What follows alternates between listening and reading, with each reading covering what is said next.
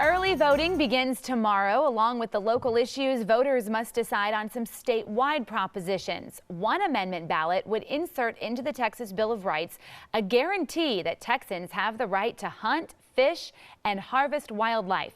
The amendment would block future attempts to regulate or eliminate hunting on state or private land. And in one portion of the proposition, it says, quote, hunting and fishing are preferred methods of managing and controlling wildlife.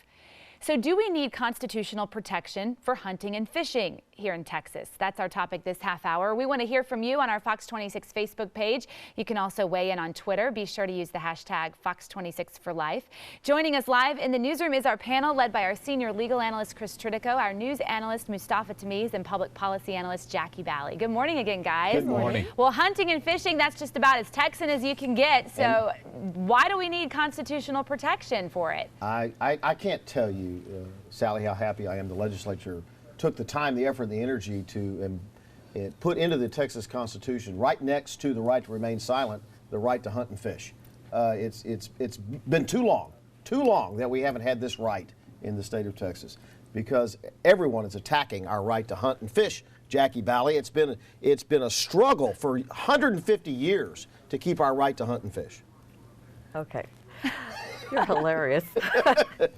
Well, the reason why it's on the ballot, did you know that we spend $4.1 billion on hunting and fishing annually? Annually. It's a big with a business. B. It's a big business. And so economically, a lot of people, we have a lot of men and women who actually like to hunt and fish. It's a $4.1 billion industry. 60,000 people are employed annually just in our state of Texas. 22 other states have this in their constitution. We like to hunt and fish. It's all about Texas. Why not? It's a great pastime. Why would we not do this? It's a great pastime. It's a great sport. Tell me who has been attacking hunting and fishing in Texas to require our legislature to do this?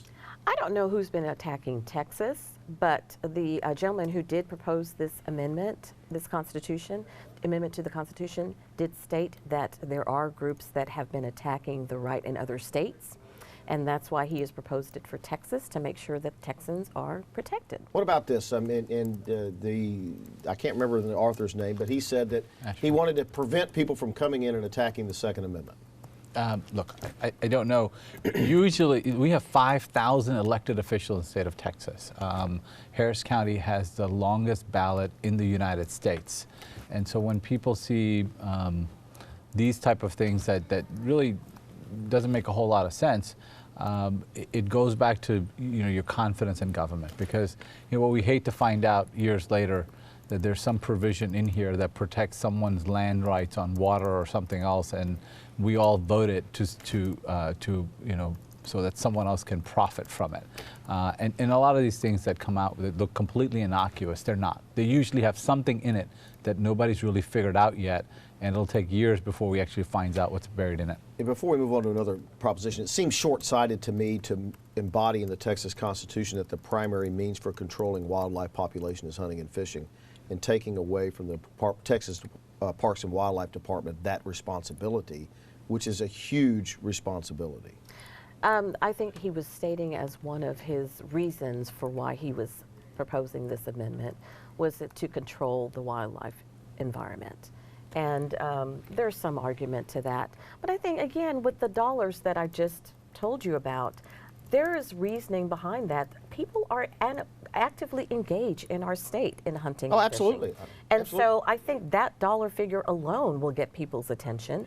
And the fact that it's going to be on the amendment, I seriously doubt if it would fail. It's going to pass. Oh, well, probably, because it's hunting and fishing. Let's turn to this, Mustafa. Proposition 1 is on the ballot, which would change the residential homestead exemption for public school purposes from $15,000 to $25,000 and prevent them from other things. But it's basically raising your homestead exemption for your school district.